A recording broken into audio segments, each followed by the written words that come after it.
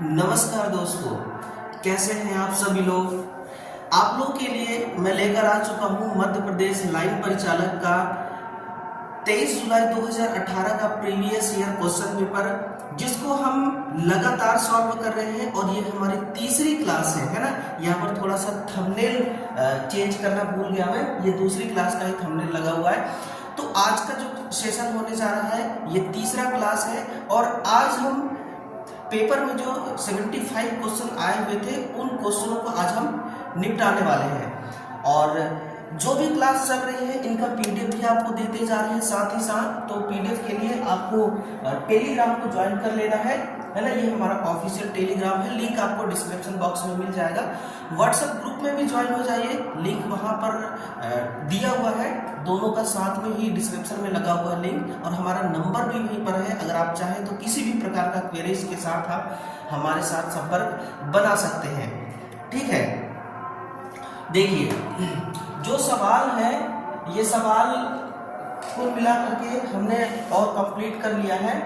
आज का जो हमारा सवाल है वो 55 से लेकर के है, क्योंकि ये जो 55 नंबर का सवाल है ये कल रिकॉर्ड नहीं हो पाया था, इसके लिए आज हम इसको बता देते हैं। 55 नंबर का सवाल देखिए क्या कह रहा है आपसे कि एमआई मापक उपकरण, यानी कि एमआई का मतलब क्या हो गया, मूविंग आयरन। इसका मतलब क्या हो गया, मूविंग आयरन। मापक उपकरण में इंडिकेटर यानी कि सूचक का विक्षेपण किस राशि के द्वारा व्यक्त किया जाता है। ये एक बिल्कुल न्यू और फ्रेश सवाल है जो पिछले बार 2018 के एग्जाम में आया हुआ था। और इसका इस सवाल का option number B correct answer हो जाएगा। बी जो है ये करेक्ट आंसर हो जाएगा। देखिए कुछ डाटा आपको ऐसा मिलेगा जिसको आपको याद करना पड़ेगा और कुछ चीजें ऐसी हैं जिसको हम ट्रिक से याद करवा देंगे और कुछ चीज ऐसे जो लॉजिकली याद हो जाएंगे आपको, है ना। तो आपको इतना काम करना होगा। सवाल आज का हमारा यहाँ से शुरू होता है 56 नंबर का कि फेरा डायनामिक प्रकार की आवृत्ति मीटर में जो हमारी कंट्रोलिंग टॉर्क होता है मेरे भाई, वो किसके द्वारा प्रदान किया जाता है। कंट्रोलिंग टॉर्क फेरा डायनामिक प्रकार की आवृत्ति मीटर।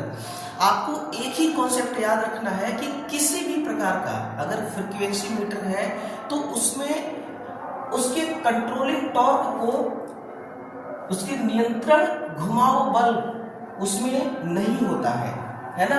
उसमें जो कंट्रोल करने का जो सिस्टम होता है, जो तरीका होता है वो नहीं होता है, यानी कि इसमें किसी भी प्रकार का कोई व्यवस्था नहीं होती है आवृत्ति मीटर के अंदर।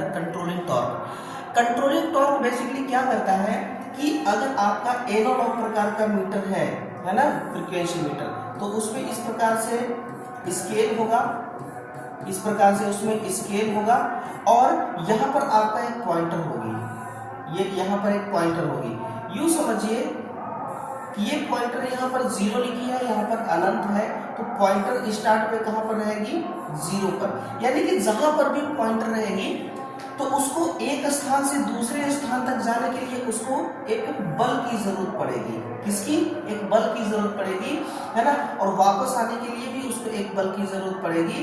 तो इसमें इस बल को अगर हमें कंट्रोल करना है तो हम इसको कंट्रोल नहीं कर सकते हैं। इसमें नियंत्रण करने की कोई अरेंजमेंट नहीं होती है, कोई व्यवस्था नहीं होती है, समझिए। फिर है कि किसी मापक उपकरण यानी कि मेजरिंग इंस्ट्रूमेंट में प्रचालन बल या विचलन बल की अति आवश्यकता होती है। क्यों होती है प्रचालन बल या विचलन बल की। देखिए अगर आपको एक स्थान से दूसरे स्थान पर जाना है तो आपको चलना होगा, यानी कि बल लगाना होगा, तो उसी को हम कहते हैं विचलन बल। यानी कि जो मीटर का जो पॉइंटर है वो एक स्थान से दूसरे स्थान तक जाएगा, यानी कि जितना फ्रीक्वेंसी होगी फ्रीक्वेंसी के अकॉर्डिंग वो उस मान तक जाएगा जितना उस सर्किट पे फ्रीक्वेंसी होगा। तो उस 0 से उठ करके उसको चलने के लिए एक बल की आवश्यकता होगी, जिसको हम कहते हैं विचलन बल या प्रचालन बल, है ना। चालन का मतलब चलना, है ना। विचलन का मतलब कि अपने स्थान से परिवर्तित हो जाना, दूसरे स्थान में चले जाना। पॉइंटर को शून्य से पीछे करना, पॉइंटर को शून्य से आगे ले जाना, क्या होगा, जो पॉइंटर है मीटर का उसको शून्य से आगे ले जाना। लेकिन आज के टाइम पे तो डिजिटल प्रकार के आ गए हैं, सारे मीटर डिजिटल ही हो गए हैं, बहुत कम ऐसे हैं जो एनालॉग प्रकार के हैं, क्योंकि इसमें एक्यूरेसी डिजिटल वाले में ज्यादा होती है। अगर हमें पॉइंट के बाद का भी नंबर अगर हमें जानना है मान, तो हमें डिजिटल का यूज करना पड़ेगा। एनालॉग में तो वैसे भी ज्यादा एरर होता है, तो उसमें दिक्कत आती रहती है।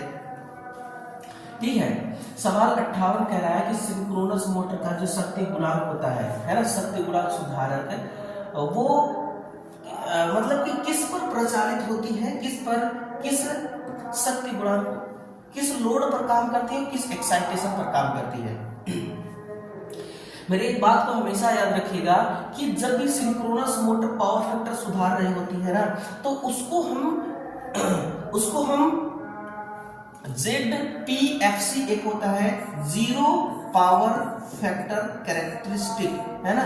ZPFC में जब हम ग्राफ बनाते हैं, ठीक ना, तो इस समय मोटर लीडिंग पावर फैक्टर पे अगर काम कर रही है, लीडिंग पावर फैक्टर पे अगर काम कर रही है, तो उसको हम अगर शून्य भार, है ना, शून्य भार तथा ओवर एक्साइटेशन, शून्य भार तथा ओवर एक्साइटेशन पर अगर उसको हम चला रहे हैं, देखिए शून्य भार है और एक्साइटेशन कैसा है, ओवर है ना, ओवर है, और पावर फैक्टर कैसा है, लीडिंग पावर फैक्टर के केस में, लीडिंग पावर फैक्टर के केस में शून्य भार और ओवर एक्साइटेशन पर मोटर को अगर हम चालू करते हैं, तो लोड पर कनेक्ट मोटर का पावर फैक्टर को सुधारने का काम ये करती है। और उस समय इसकी रीडिंग जो है ना, वो इसकी रीडिंग भी लिख लीजिए, कई बार एग्जाम में पूछा गया है कि इसकी रीडिंग उस समय kVAR में लिखी जाती है ना, kVAR में लिखी जाती है, या VAR भी हो सकता है, कोई जरूरी नहीं kVAR होगा, है ना। ये तो मान को प्रदर्शित कर रहा है कि किलो में है, कैसे क्या हो गया, किलो हो गया, ठीक है। तो ये इसका फंडा होता है। शून्य लोड पर over excitation, option number A is correct answer. शून्य भार पर ओवर एक्साइटेशन में काम करेगा। इस समय इस मोटर को हम सिंक्रोनस कंडेंसर के नाम से भी जानते हैं, क्योंकि आपको पता है ना कि कंडेंसर भी यही काम करती है, कंडेंसर भी यही काम करती है। फिर अगला है कि सिंक्रोनस मोटर साधारण उत्तेजना की स्थिति में निम्नलिखित में से कौन सी है, इसमें से आपको बताना है। ये सब इसकी एक्साइटेशन को दर्शा रहे हैं। ये देखिए, ये ओवर एक्साइटेशन का है, ये किसका है, ओवर एक्साइटेशन का। ओवर एक्साइटेशन के केस में यही होता है, जब आपका बैक ईएमएफ का मान कम और सप्लाई वोल्टेज का मान अधिक हो जाए तो ओवर एक्साइटेशन, ये आपका अंडर एक्साइटेशन है। अंडर एक्साइटेशन के केस में ये होता है। और ये है आपका लेवल, यानी कि सामान्य एक्साइटेशन, ये है आपका सामान्य एक्साइटेशन, है ना। तो तीनों एक्साइटेशन में क्या क्या होता है वो आप देख लीजिएगा। आंसर आपका ऑप्शन नंबर सी हो जाएगा, सामान्य एक्साइटेशन के केस में क्या होता है। और इसमें पावर फैक्टर अगर पूछे ना आपसे, तो लिख लीजिएगा कि इकाई होता है, लेकिन ये दूसरे मोटर का पावर फैक्टर नहीं सुधार सकती है, इतना आप ध्यान रखिएगा। श्रृंग अंतराल अवरोधक में सर्ज करंट को नियंत्रित करने हेतु किस प्रतिरोध का प्रयोग हम करते हैं? श्रृंग अंतराल, इसको आप किस में पढ़ते हैं? इसको आप पावर सिस्टम में पढ़ते हैं ना, पावर सिस्टम का ये क्वेश्चन है। तो पावर सिस्टम का ये सवाल है कि श्रृंग अंतराल मतलब कि हॉर्न गैप अरेस्टर में सर्ज करंट को नियंत्रित करने हेतु किस प्रतिरोध का प्रयोग किया है? देखिए, सर्ज करंट का मतलब क्या होता है ना, कि एकाएक बढ़ जाना, किसी भी चीज का एकाएक बढ़ जाना। जैसे किसी इंसान को एकाएक गुस्सा आ जाता है किसी बात पर, है ना, किसी छोटी सी बात पर भी एकाएक गुस्सा आ जाता है, और गुस्सा के मारे आंखें लाल हो जाती हैं। और करंट का सर्ज होना मतलब कि एकाएक करंट का बढ़ जाना। और इसका रीजन क्या होता है? इसका रीजन है कि आकाशीय बिजली। मैं यहाँ पर लिख रहा हूं, जो हमारी सर्ज करंट होती है इसका मतलब ये होता है कि करंट का एकाएक वृद्धि हो जाना, करंट का एकाएक वृद्धि हो जाना ही हमारी सर्ज करंट कहलाती है। और इसका कारण जो है वो कारण लिखिएगा कि कारण ये है कि आकाशीय बिजली। ये क्या होता है? आकाशीय बिजली, है ना, आकाशीय बिजली। देखिए जब सर्ज करंट आती है ना, तो सर्ज करंट सामान्य करंट, जब आकाशीय बिजली गिरती है तो जब आकाशीय बिजली गिरती है तो सामान्य करंट का 20 गुना ज्यादा करंट वृद्धि हो जाती है। अगर मैं एक एग्जांपल के तौर पर आपको थोड़ा सा समझाना चाहूँ कि कोई मान लीजिए कि 75 किलो एम्पियर का करंट किसी बहुत बड़े सर्किट में चल रही है, किसी लाइन पर चल रही है ना, कोई ट्रांसमिशन लाइन है जिसमें 75 किलो एम्पियर का करंट फ्लो हो रही है। इसका 20% देखा जाए तो कितना होगा? लगभग, है ना, देखिएगा कितना होगा, 20% कितना होगा? लगभग आपका 85-90 किलो एम्पियर हो जाएगा, है ना, समथिंग 90 मान लेते हैं, 90 किलो एम्पियर। तो कहाँ 75 और कहाँ 90 किलो एम्पियर? अब इस लाइन से जुड़ी, है ना, इस लाइन में जितने भी एप्लायंसेस जुड़े होंगे, जैसे कि ट्रांसफार्मर, सर्किट ब्रेकर, कुछ और चीजें हैं, या तो सर्किट ब्रेकर ट्रिप हो जाएगी। अगर सर्किट ब्रेकर नहीं लगी है तो फिर लाइन में लगे जितने भी उपकरण हैं वो जल करके नष्ट हो जाएंगे, ठीक है ना। हालांकि नष्ट नहीं होने पाएगा, इतना ज्यादा उसमें कंट्रोलिंग सिस्टम लगा होता है सुरक्षा की दृष्टि से कि वो सुरक्षा कर लेगा। इन केस अगर वो ना लगे या फिर सर्किट ब्रेकर फेल्योर हो जाए, उस केस में क्या होगा कि लाइन पूरी तरह से जल जाएगी, क्योंकि 20% देखिएगा 20% बहुत ज्यादा होती है ना। इसलिए हमें श्रृंग अंतराल अवरोधक लगाने की जरूरत होती है। ये सीरीज में लगे होते हैं, आपस में ये सीरीज में जुड़े होते हैं, सॉरी सीरीज प्रतिरोध होते हैं, लेकिन सिंह के आकार के होते हैं। इस प्रकार से ये सिंह के आकार के होते हैं, है ना, और ऐसे तार से ये कनेक्ट रहते हैं। अब इसमें सवाल आपका ये पूछा जाता है कि अगर 440 वोल्ट का लाइन है और उसमें ये श्रृंग अंतराल अवरोधक लगाया गया है, तो दो सिंगों के बीच का गैप कितना होना चाहिए? ये एक बड़ा महत्वपूर्ण सवाल है, तो नोट करिएगा कि यदि 440 वोल्ट है, कितना 440 वोल्ट है, तो 1.6 mm होगा। वहीं पर 11,000 वोल्ट के लिए लिखेगा 15 mm, है ना, और 75 किलो वोल्ट के लिए सिर्फ 10 mm होता है ना। तो इस प्रकार से आप लिखेगा। ये बड़ा इंपॉर्टेंट सा चीज मैंने आपके लिए बता दिया, इन दोनों के बीच का गैप, है ना, अगर ज्यादा गैप होगा तो फिर ये काम भी नहीं करेगा, ये क्या करेगा? नहीं करेगा काम, है ना। ये होता है इसका मुख्य कारण। देखिए इतना डिटेल से मैं आपको बता रहा हूं ना कि आप दोस्तों सिर्फ मध्य प्रदेश के लाइन परिचालक के लिए नहीं, किसी भी कंपटीशन एग्जाम के लिए यहां से तैयारी कर सकते हैं। और क्या ये सवाल लाइन परिचालक में अगर आ गए तो क्या दूसरे एग्जाम में नहीं आ सकते? बिल्कुल आ सकते हैं, है ना, बिल्कुल आ सकते हैं। वही ITI का इलेक्ट्रीशियन थ्योरी आपको पढ़ना है, बिहार PCL के लिए भी, यूपी PCL के लिए भी, है ना, मध्य प्रदेश के पावर जनरेटिंग हो, ट्रांसमिशन हो, डिस्ट्रीब्यूशन हो, सभी के लिए आपको वही चीजें पढ़ना है। तो ये पेपर बेशक ही आपका लाइन परिचालक का है, लेकिन सभी कंपटीशन एग्जाम के लिए महत्वपूर्ण है, ये भी ध्यान रखिएगा। इस्पात संबंधी इंसुलेटेड केबल का मानकीकरण क्या है, तो इसको आपको याद करना है। मैंने आपको बताया ना कि ये स्टैंडर्ड डाटा है, इसका कोई ट्रिक नहीं होता। श्रेणी बी क्लास का एम्पलीफायर एक्टिव रीजन में, किस रीजन में?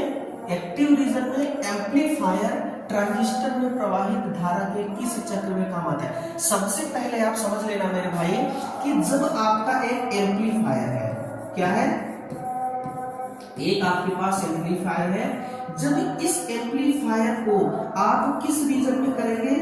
एक्टिव क्षेत्र में जब आप इसको चालू करेंगे। अब एक्टिव क्षेत्र में कैसे चालू करेंगे? जब एक्टिव क्षेत्र में तब होता है जब एमिटर बेस जंक्शन जो है ना ये फॉरवर्ड बायस में रहेगा और कलेक्टर बेस जंक्शन ये रिवर्स बायस में रहेगा, तब जाकर के ये एक्टिव रीजन कहलाता है।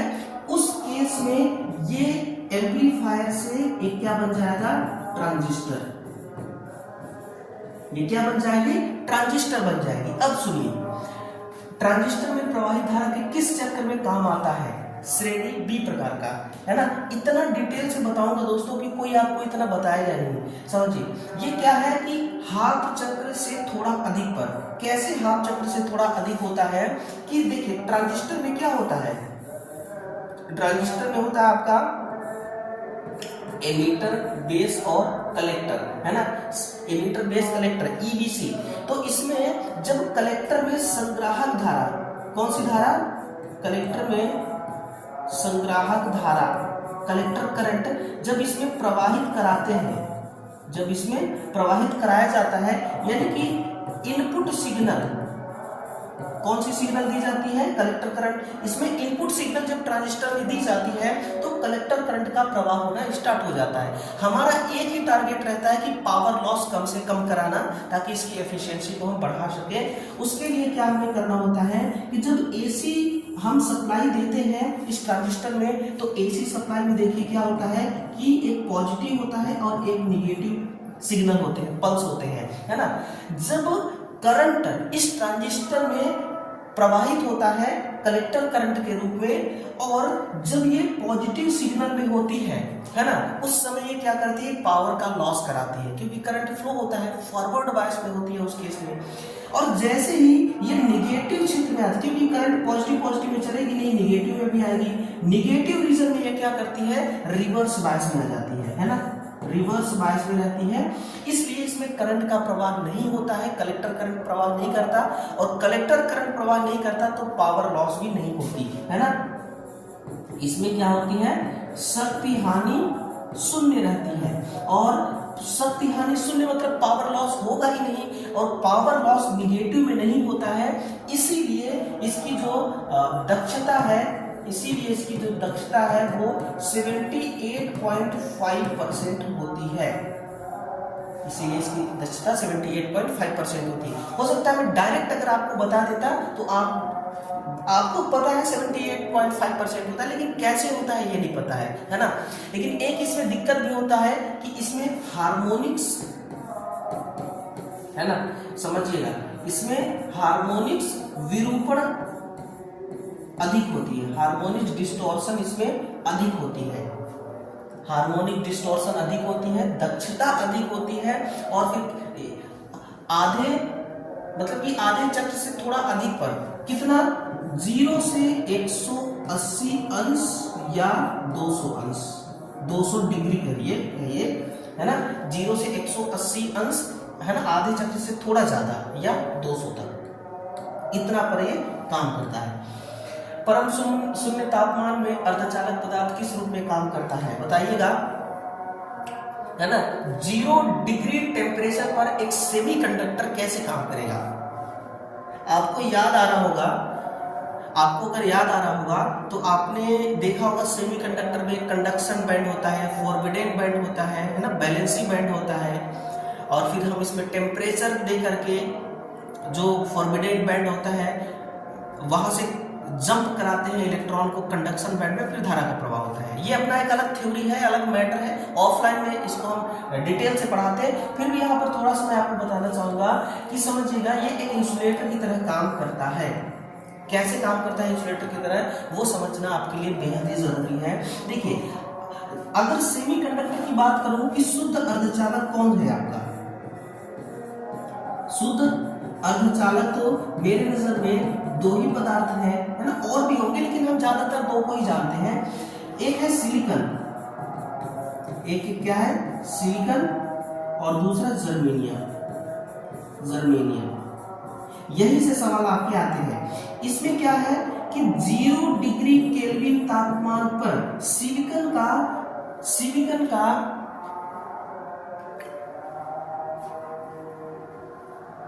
1 सेकेंड, है ना, बताना कुछ और था, बता कुछ और रहा हूं। अर्धचालक पदार्थ में किस रूप में काम करता है, इंसुलेटर के रूप में, किस रूप में? इंसुलेटर के रूप में। इसमें धारा का प्रवाह नहीं होगा क्योंकि फॉरबिडेन बैंड का इसमें जो मान होता है ना वो 15 इलेक्ट्रॉन वोल्ट से अधिक होता है। कितना? 15 इलेक्ट्रॉन वोल्ट से अधिक होता है, इसलिए धारा का प्रवाह इसमें नहीं हो सकता है ना। इसमें वैलेंसी बैंड से इलेक्ट्रॉन कंडक्शन बैंड तक पहुंचने में बहुत मेहनत करना पड़ता है और जंप कर ही नहीं पाते इलेक्ट्रॉन। एक अर्धचालक में कंडक्शन बैंड और वैलेंसी बैंड के मध्य गैप को क्या कहते हैं? ये रहा सवाल। देखिए, इसको हम कहते हैं आवेश अंतराल, बायसिंग, आवेश वाहक, निषिद्ध ऊर्जा, है ना, आवेश अंतराल कहते हैं, जिसको हम ऊर्जा गैप कहते हैं। इसको हम ऊर्जा गैप भी कहते हैं, ऊर्जा गैप, एनर्जी गैप। देखिएगा इसमें क्या है ना कि किसी भी अर्धचालक पदार्थ में, है ना, उसके 3 लेयर होते हैं। कितने लेयर होते हैं? 3 लेयर होते हैं। फर्स्ट लेयर को हम कहते हैं वैलेंसी बैंड, इसको हम कहते हैं फॉरबिडेन बैंड, ये हमारी होती है कंडक्शन बैंड। यहाँ पर क्या है ना मेरे भाई, यहाँ पर इलेक्ट्रॉन है, यहाँ पर क्या है? इलेक्ट्रॉन है, यहाँ पर अनगिनत इलेक्ट्रॉन है वैलेंसी बैंड में। इस इलेक्ट्रॉन को जंप करके कहां पर जाना है? कंडक्शन बैंड तक जाना है। इसको यहाँ से जंप करना है और कंडक्शन बैंड तक जाना है। बीच में फॉरबिडेन बैंड आ गया। अगर फॉरबिडेन बैंड का गैप जितना ज्यादा होगा, ऊर्जा गैप का चौड़ाई जितना ज्यादा होगा, है ना, इलेक्ट्रॉन बैंड उतना कम कंडक्शन बैंड तक जा पाएंगे। और इलेक्ट्रॉन जब कंडक्शन बैंड पे जाएंगे तभी जा करके यहाँ से ये धारा का प्रवाह करा पाएंगे, तभी ये धारा का प्रवाह करा पाएंगे। अब वैलेंसी बैंड से कंडक्शन बैंड तक इलेक्ट्रॉन जाएंगे कैसे? इस प्रकार से जाएंगे कि टेम्परेचर का मान ज्यादा कर देंगे, तो टेम्परेचर का मान ज्यादा कर देंगे। अब टेम्परेचर का मान ज्यादा करने से, है ना, फॉरबिडेन बैंड का गैप कम हो जाता है। जैसे कि जो मैं आपको बता रहा था कि सिलिकॉन के लिए, अगर एक सिलिकॉन को हम शुद्ध अर्धचालक मानते हैं तो उसको 0 डिग्री केल्विन तापमान पर 1.12 इलेक्ट्रॉन वोल्ट अप्लाई करने पर सिलिकॉन में, है ना, यहाँ से वैलेंसी बैंड से इलेक्ट्रॉन कंडक्शन बैंड में जंप कर जाते हैं।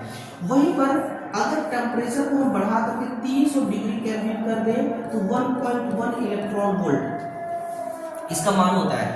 वहीं पर जर्मेनियम के केस में अगर आप देखें तो 0 डिग्री केल्विन तापमान पर 0.785 इलेक्ट्रॉन वोल्ट होता है और 300 डिग्री केल्विन पर 0.72 इलेक्ट्रॉन वोल्ट होता है। इसका मान होता है फॉरबिडेन बैंड का मान होता है इतना। आवेश अंतराल इसका करेक्ट आंसर हो जाएगा। कंडक्शन बैंड ये है, वैलेंसी बैंड ये है, फॉरबिडेन बैंड ये है ना। और जो हमारा शुद्ध चालक होता है उसमें ये फॉरबिडेन बैंड बहुत पतला होता है, इसलिए जैसे ही हम उस तार में सप्लाई देते हैं करंट का प्रवाह होना स्टार्ट हो जाता है ना। ये मैटर होता है पूरा। फिर ट्रांजिस्टर का उत्सर्जक क्षेत्र संग्राहक क्षेत्र की तुलना में कैसा होता है? तो ये छोटा होता है ना, प्रूफ करके दिखा रहा हूं आपको, देखिएगा। देखिए ये हमारा क्या है, ये हमारी है एमीटर। ये क्या है? ये हमारी एमीटर और ये हमारी बेस यानी कि आधार।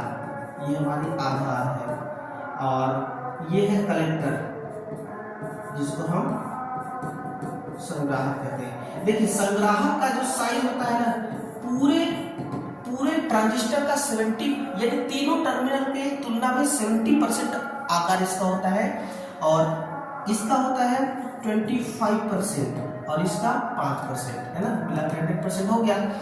तो बहुत छोटा ही होता है आधार आपका। अब इसमें तुलना किया हुआ है तो तुलना हम आकार के हिसाब से करें तो सबसे बड़ा कौन होता है? संग्राहक होता है, संग्राहक होता है।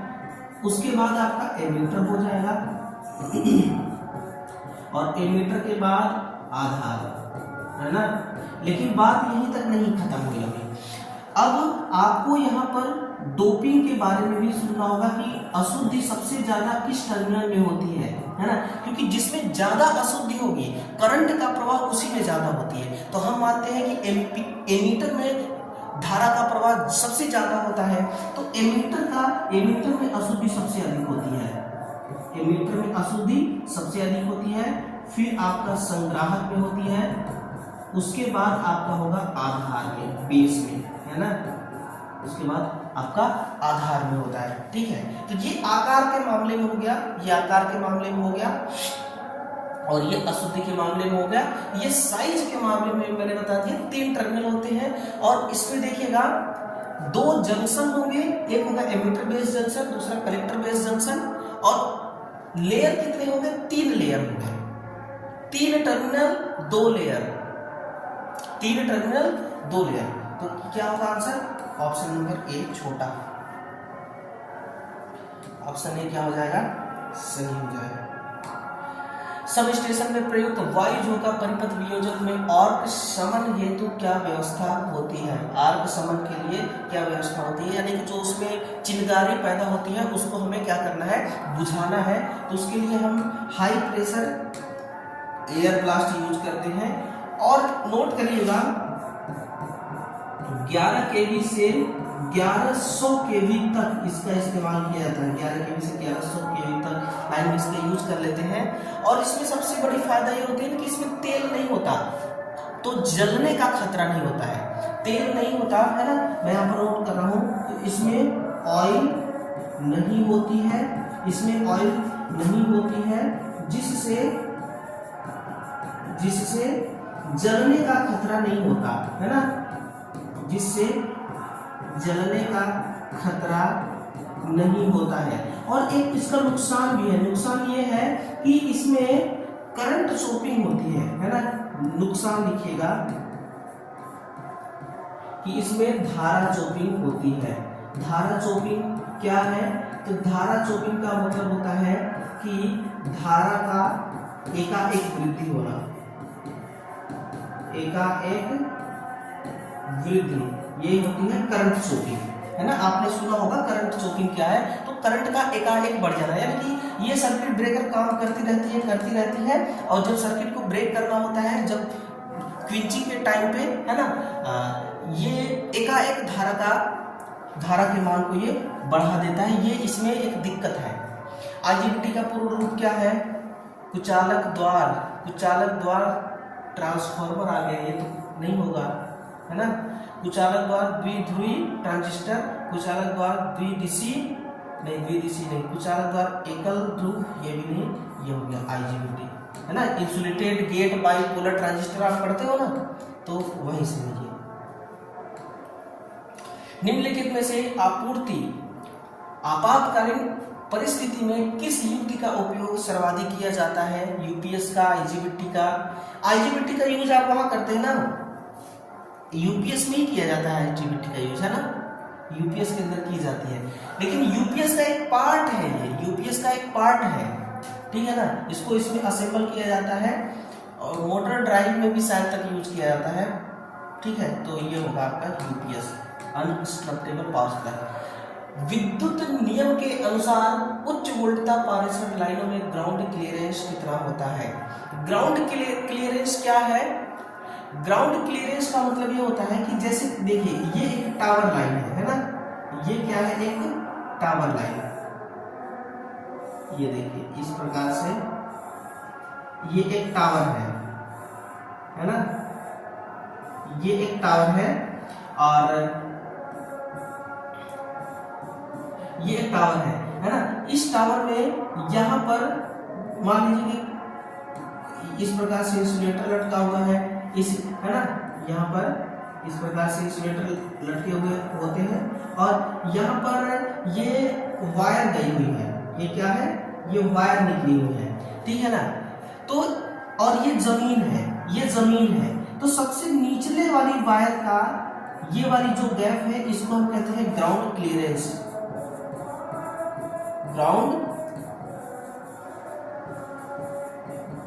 है ना, ये होती है हमारी ग्राउंड क्लियरेंस। तो ये 20 फीट होती है, मीटर में देखें तो लगभग 6-7 मीटर के लमसम होगा, है ना, 6-7 मीटर के लगभग होगा, इतना ग्राउंड क्लियरेंस इसमें होता है। लेकिन फिर भी हमें सेफ्टी नहीं मिलती है। बरसात के मौसम में हल्का हल्का करंट का अनुभव लगता है। अगर आप छाता लेकर के जाएंगे बारिश के मौसम में तो छाता की जो डंडी होती है ना, जीआई की जो बनी होती है, उसमें करंट का अनुभव होता है थोड़ा थोड़ा। उच्च विदारण क्षमता फ्यूज में भरण पदार्थ किस रूप में कार्य करता है? शीतलन और समन, तापन, केवल शीतलन नहीं, ये शीतलन और समन दोनों का काम करता है। जैसे बालू होता है ना, पिसा हुआ बालू के जैसे ही होता है, हल्का हल्का सफेद टाइप का होता है ना, और इस फ्यूज के अंदर भरी जाती है HRC फ्यूज के अंदर। नेक्स्ट है उच्च विदारण क्षमता वाली फ्यूज का फ्यूजिंग फैक्टर कितना होना चाहिए? फ्यूजिंग फैक्टर तो देखिए मैंने पढ़ा था एक जगह, इसका फ्यूजन गुणांक का फॉर्मूला था न्यूनतम फ्यूजिंग विद्युत धारा,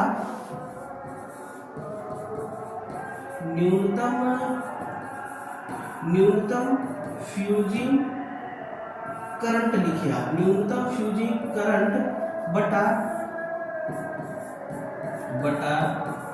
श्रेणीकृत फ्यूजिंग करंट, यानी कि कितना श्रेणी में लगा हुआ है उसमें जो करंट चल रही है वो, है ना, अधिक होता है इकाई से, यानी कि इकाई से कम होता है, ये समझिए कुल मिलाकर के, है ना। फ्यूजन गुणांक का मान जब इसमें वैल्यू रखेंगे आप, है ना, तो इकाई से कम होता है, तो इकाई से कम होता है, 1 से कम होता है सदैव। फ्यूजिंग फैक्टर इसमें क्या होता है, 1 से कम ही होता है। ट्रांजिस्टर का ट्रांसपोर्टेशन गुणांक का मान कितना होता है? अल्फा। ये तकरीबन 0. हम पढ़ते हैं ना 0.9 से 0.995 तक, यानी कि करीब इकाई की लगभग होती है, लेकिन कभी इकाई नहीं पहुंच पाती, ये कभी भी इकाई तक नहीं पहुंच पाती, इकाई के आसपास होती है। डेसिमल संख्या 20 को बाइनरी में परिवर्तित करिए। ये देखिए, ये डिजिटल इलेक्ट्रॉनिक का सवाल है ना, बेसिक इलेक्ट्रॉनिक डिजिटल इलेक्ट्रॉनिक का सवाल है। 20 को हमें किस में बदलना है? बाइनरी में ना, डेसिमल। तो देखिए ये कितने में कट रहा है? 2 दाहम 20 बचा क्या? 0। फिर 2 से कटेगा 2 पंचे 10 बचा क्या? 0। फिर 2 दूना 4 बचा क्या? 1। फिर 2 एकम 2 बचा क्या? 0। तो कितना आया? 1 0 1 0 0, है ना। इसमें से 1 को हम कहते हैं ऑन और 0 को हम कहते हैं ऑफ, है ना, ऑफ। इस प्रकार से हम पढ़ते हैं। ऑप्शन नंबर बी है, देखिए ऑप्शन नंबर बी है इसका करेक्ट। बहुत ही आसान था, ये कोई टफ नहीं है। जीटीओ किसका पूर्ण रूप है ना, इसके बारे में थोड़ा सा डिटेल से पढ़ लेते हैं कि जीटीओ किसका पूर्ण रूप है। देखिए जो पावर इलेक्ट्रॉनिक्स में वो होता है ना, पावर इलेक्ट्रॉनिक्स में एक ट्रांजिस्टर हो गया, एम्पलीफायर हो गया, और एक और युक्ति है पावर 1 सेकेंड, है ना, आईजीबीटी नहीं, ट्रांजिस्टर नहीं, एससीआर, है ना।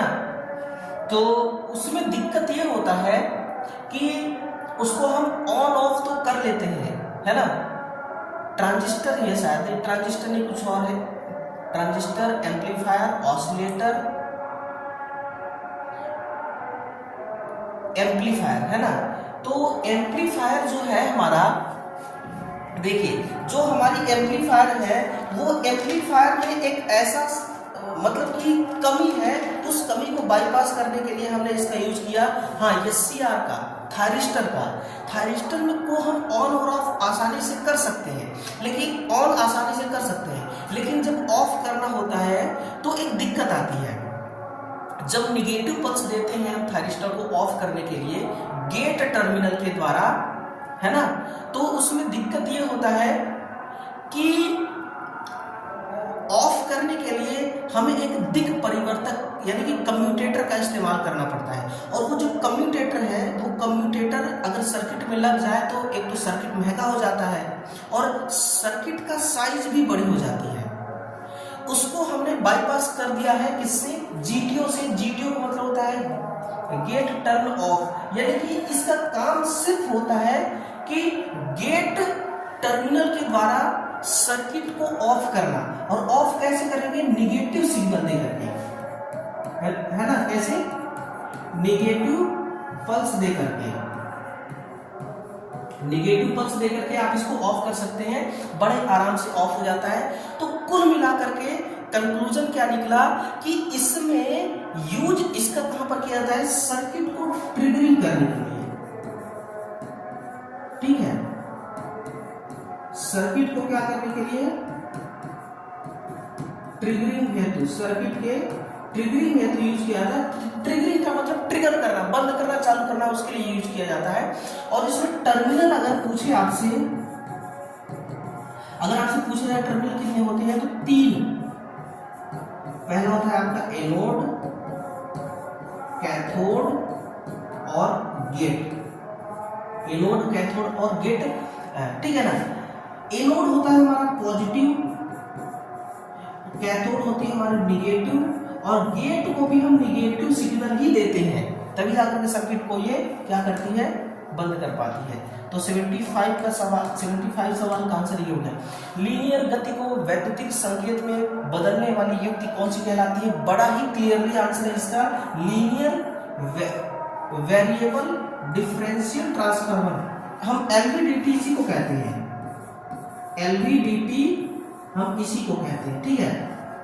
Multi vibrator.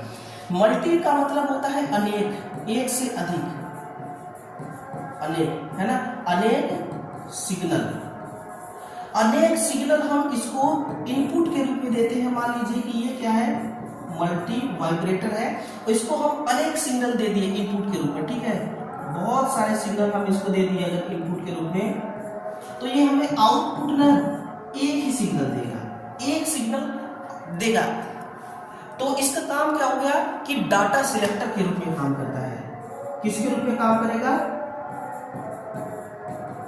डाटा सिलेक्टर के रूप में ये काम करता है, यानी कि इनपुट में कई सारे आपने डाटा दे दिया और आउटपुट में इन सभी डाटा को सिलेक्ट करके और बेहतर आउटपुट देता है ये, है ना? मल्टी वाइब्रेटर का काम होता है। डिकोडर, डिकोडर का काम होता है कि डेसिमल को, ये किसको बदलता है? डेसिमल को बाइनरी में बदलता है, ये डेसिमल को बाइनरी में बदलता है ना? और एनकोडर जस्ट इसका उल्टा होता है, ये बाइनरी को डेसिमल में बदलेगा, ये बाइनरी को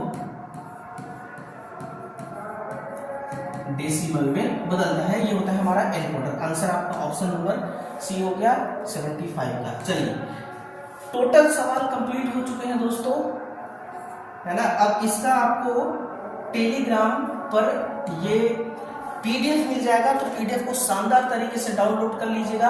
आप चाहें तो पीडीएफ को सेव कर सकते हैं खुद से, या फिर चाहे तो प्रिंट आउट निकलवा सकते हैं, है ना? जिस प्रकार से आपको सुविधा लगे आप कर सकते हैं। सेव कर लीजिएगा मोबाइल में, बस खर्च करने की जरूरत नहीं है पैसा, ठीक है ना? और शेयर कर दीजिएगा एक बार इस सेशन को, ठीक है ना? बाकी चैनल को सब्सक्राइब कीजिए और दिल का इमोजी मेरे लिए एक बार कमेंट सेक्शन में जरूर भेजिएगा। Thank you.